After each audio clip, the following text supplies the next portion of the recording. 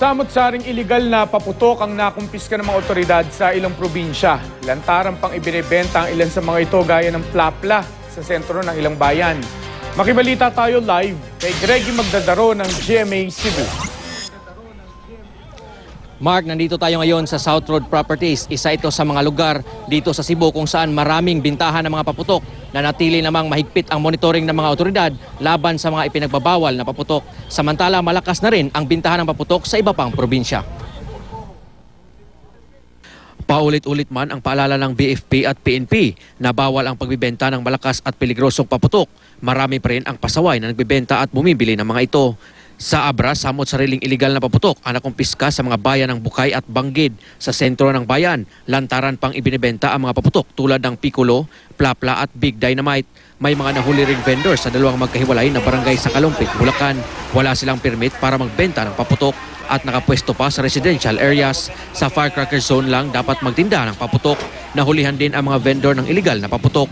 Nakatakda silang sampahan ng kaso. Sa White Plains Avenue sa Quezon City, wala nang ibinibentang paputok. Mga pampailaw lang ang mabibili rito. May kamahalan man ang mga produkto. Bultuhan pa rin kung bumili ang ilang customer. Bilang gabay sa mga mamimili, patuloy na naglalabas ang PNP at BFP ng listahan ng mga ipinagbabawal na paputok.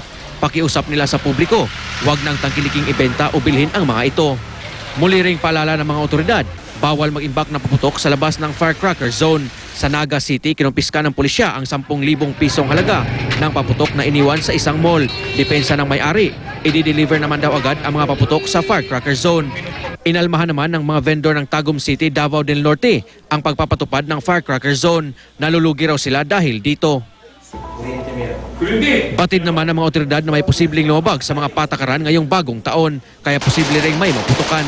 Ito ang pinaghahandaan ng mga ospital sa Cebu City. Bumuo rin ang task force na ikot sa lungsod para naman maiwasan ang mga aksidente sa kalsada. Noong nakaraang taon kasi, mas marami pang nasugatan sa vehicular accidents kumpara sa mga biktima ng paputok. Mark, ayon sa otoridad, kadalasan ng mga record nila sa mga aksidente tuwing sasalubungin ang bagong taon ay dahil sa kapabayaan ng mga magulang.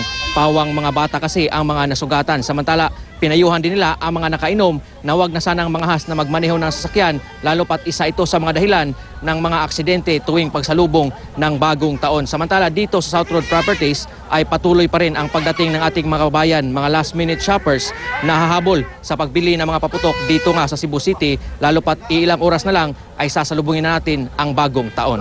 At yan muna ang latest mula rito sa Cebu City. Greggy Magdadaro, Nagbabalita, Pilipinas.